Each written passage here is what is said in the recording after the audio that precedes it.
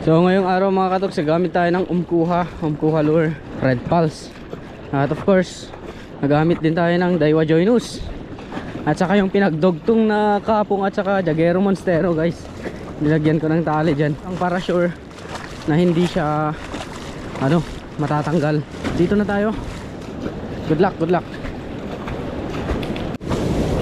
Yun. Layo.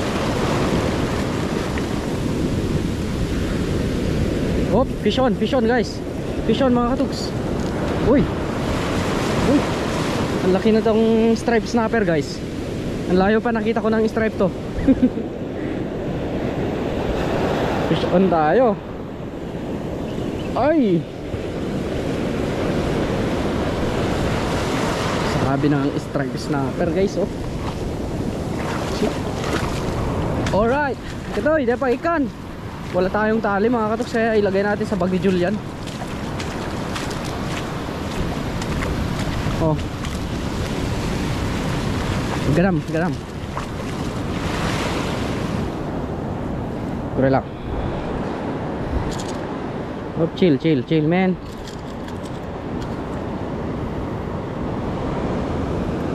Alright. Good.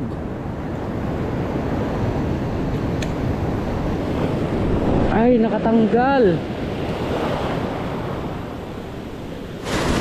Sayang. Mamaya mga katoks, pag nakapag-pick yung low tide nya, kung wala na tayong mahuli talaga sa harad, magpapana tayo guys. Papana tayo. Buti na lang nagdala tayo ng goggles para in case mga katoks, in case lang na wala tayong mahuli, magpapana tayo kahit anong panahin natin. Wala na akong choice eh. Oh, tingnan nyo naman, hagis ako ng hagis. Nakapakasipag kong maghagis guys. Uy, yun, fish on tayo. Uy. Ano to? Uy. Ay, kahit na may mahuli ako, magpapana pa rin ako. Ano to? Trevally guys, good size. Bluefin. Maliit lang siya pero all goods. Pwede na to. Hulihan. Yun mga katoks. Yun o, ang liit. Okay na yan. Kaysa wala, di ba?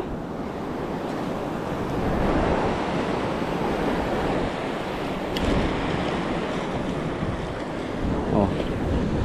Natitigan naman. Oh, dalawa ng huli natin. Yun yung mga kapatid mo. Yun mga katoks, mga aitas, kapatid ni Julian. Okay, tambay muna tayo dito. Paling andito sila. Andito yung mga angkan ng nahuli nating napaka-cute na trevally guys. Nakahuli tayo mga katoks. Yan o.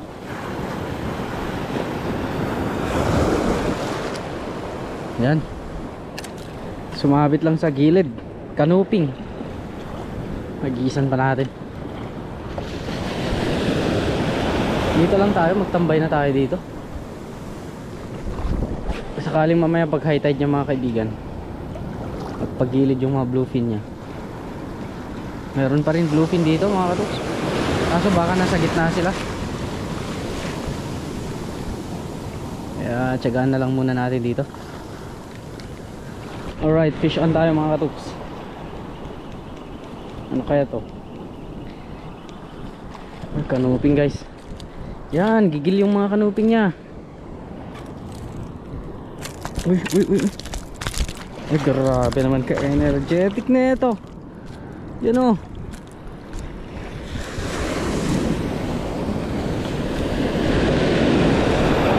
Yun mga katoks. Ito guys, hanapan natin to ng crayfish mamaya sa part na to. Medyo may alon pa kasi. Wala tayong clippers. Pero mamaya hawakan natin to. Sisirin natin. Yun, fish on ulit mga katoks. Kanuping na naman siguro to. Kanuping nga guys.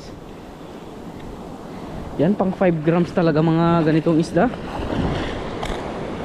Magsuswitch muna tayo. Aray ko. Aray, gagi. Yan, 5 grams muna tayo para makaganti tayo ng medyo madami-dami. Ayun mga kadoks, nakapalit na tayo ng setup. Eto, 8 pounds. Tapos yung cut natin, lure natin 5 grams. Medyo dito lang tayo sa may basagan.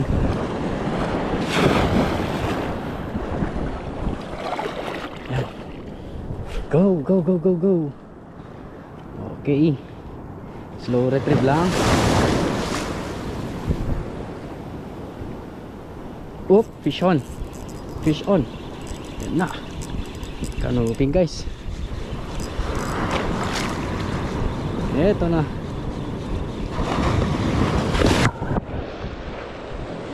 Sabi na eh. Oh, see? Oh, mga katuks.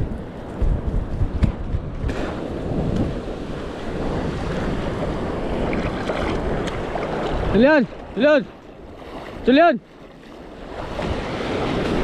Ay ulit.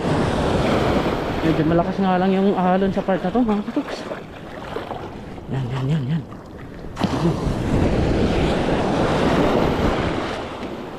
Slow retrieve.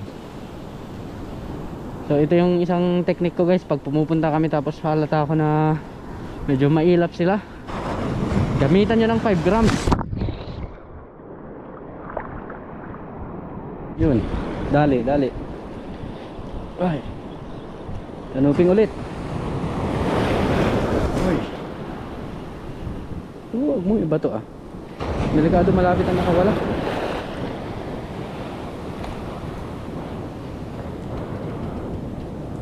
Ito guys oh.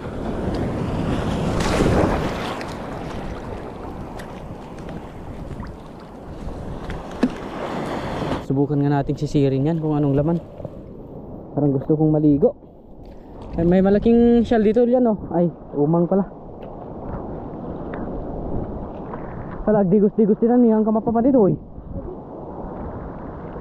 Ayan mga katuks, nag-spear gun ako dun sa may malalim na part. Isasama ko sana kayo pero tignan natin baka mababasa yung GoPro. Ayan oh, ito yung huli natin oh. Lagay mo sa bag natin yan oh. Ayan. Sige, try natin. Sakaling hindi mabasa sa loob niya. Okay. Lagay mo rin yun oh, mga seashell na 3. Yun oh. Subukan natin mga katuks, sama kayo. Let's G. Yan, dyan sa part na yan ko kinuha yun mga katuks. At may seashell pa dito oh. Sagana sa part na to guys. Let's go mga katuks. Mano-mano muna tayo. Let's G guys.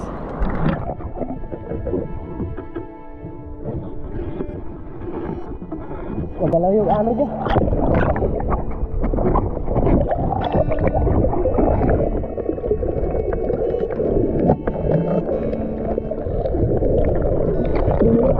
Ayan. Oh, dalhin mo na sa bag. Ingat yung tinik niya. Tinik ka dyan.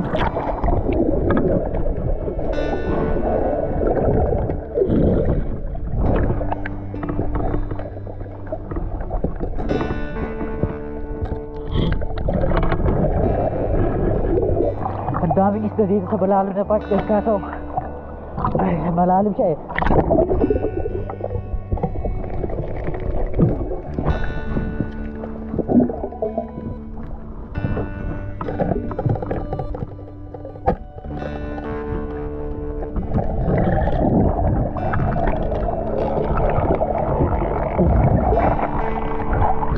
Good shot.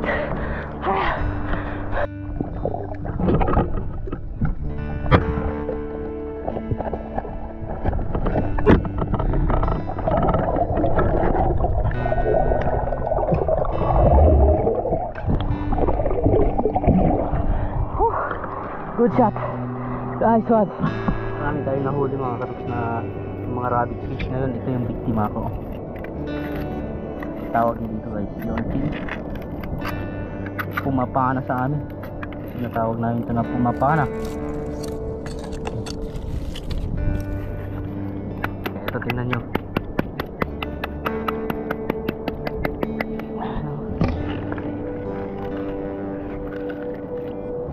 Uy! Uy, wala yatang laman.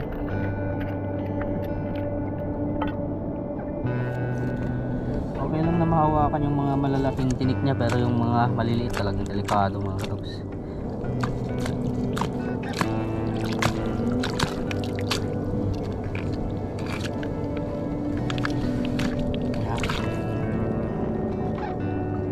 Saka natin kunin yung laman niya. Eto. Ayan. Linam-lam guys. Oh, solid men. Ang init mga katoks. Nauna na si Julian dun oh. Dito hintayin pa natin na mag high tide konti, then let's G ulit yan mag-casting. So tingnan nyo, ganyan kanina yung pinag-isperganan natin. Marami na tayong nakuha actually mga katoks. Dami na dun. Pero syempre gusto ko pang madagdagan, lalo na sa rod and reel. Yun mga katoks, this is it. Balikan na natin sila sakaling bumalik na sila dito sa pinagkukunan natin kanina ng canoping.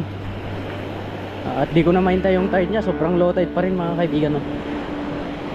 Subukan na natin.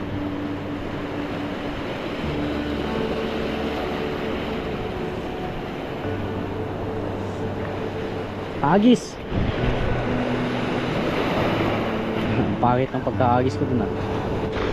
At ayun, wala nang nagparamdam mga kaibigan. So pabalik na nga tayo dun.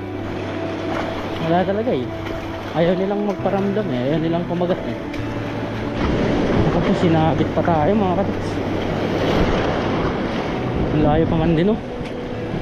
Patay. GG. Pigtas to, baka saan pa tayo? Pigtas na mga katoks. Ayun oh, yung pain natin kaso ayaw kong pumuntahan guys. Wag na. Kayaan nyo na. Balik na tayo mamaya dun. Lakad-lakad na lang tayo dito sa may kanya reef area. Grabe guys oh. Sobrang low tide.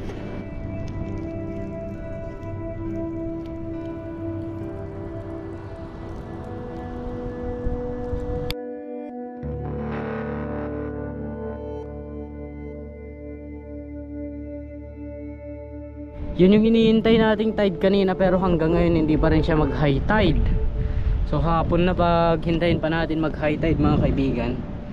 Kaya babalik na lang siguro tayo sa susunod na araw. Maganda dito mga katoks pag high tide, pero pag low tide wala, as in na walang kaisda-isda sa gilid.